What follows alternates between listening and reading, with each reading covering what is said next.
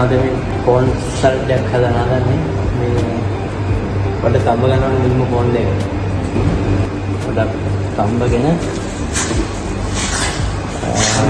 Phone එක නවකාඩු salute එකේ ingredients ටික වෙනනම් salt and pepper තියෙනවා. එතන coriander leaves ටිකක් තියෙනවා.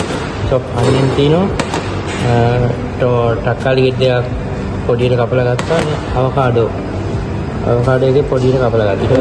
ඊට balsamic vinegar, avocado oil.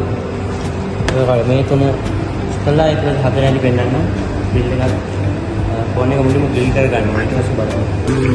ඒකෙම චිකන් බ්‍රෙස්ට් එකක් ග්‍රිල් කරලා එකක්.